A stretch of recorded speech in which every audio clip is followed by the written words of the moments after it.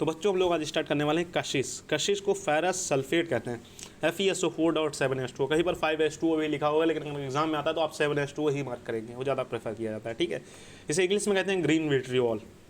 ठीक है, अब लोग अभी आप सस्ते पढ़ेंगे तो वो होता है ब्लू विट्रियोल।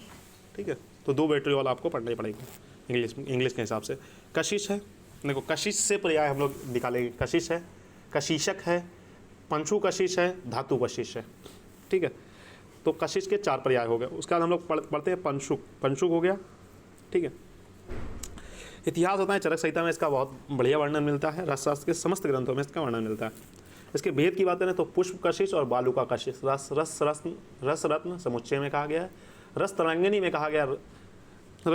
कहा गया पुष्प कशिश और चूर्ण कशिश। जो बालुका कशिश है उसी को चूर्ण कशिश कहा है इन्होंने। ठीक है, बाकी आप पढ़ना चाहें इसे पढ़ सकते हैं। आयुर्वेद प्रकाश ने 3 माने हैं, कशिश, धातु कशिश और पुष्प कशिश।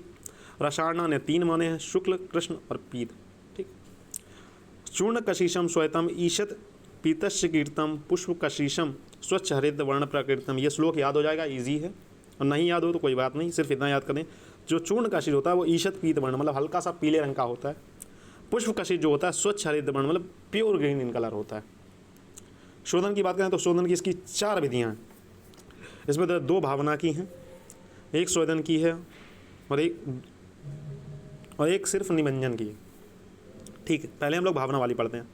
या तो आप भृंगराज सोरस ले लें या तो आप नींबू सोरस ले लें। तो भृंगराज सोरस या नींबू सोरस से 1 दिन तक भावना, एक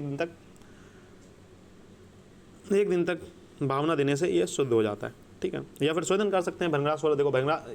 देखो आप कैसे याद करेंगे, भृंगराज सोरस से या तो आप स्वेदन करते हैं या तो आप भृंगराज सोरस से भावना दे दें, ये शुद्ध हो जाएगा। 2 विधियाँ हो गई।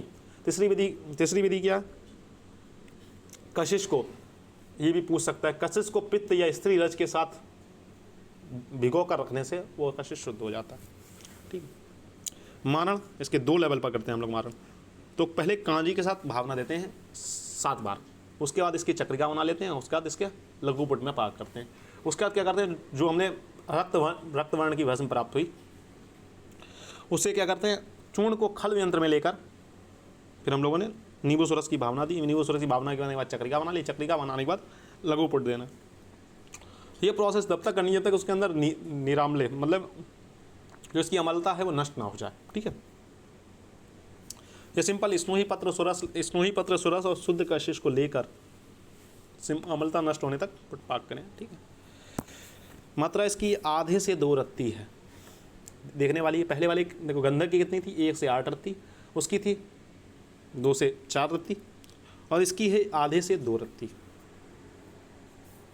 ठीक है, गुणकर्म क्या है, नेत्र रोगों में इसका इस्तेमाल करते हैं। केश है, मूत्रकृष्ट है, अश्मरी घन है, शुद्ध रोग है, पांडु है, क्रमिघ्न है, वल्य है और संकुचन है।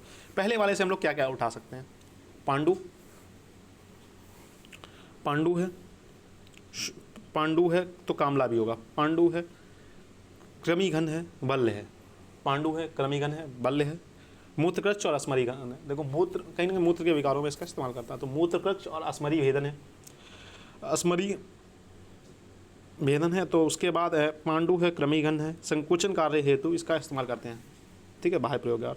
इसके विशिष्ट योग हैं, कशिश आदि तेल है, रजा प्रवतनी बटी है, सर्वेश्वर प्रपटी है, लौह रसायन है और कशिश आदि गुटिका है। ठीक है।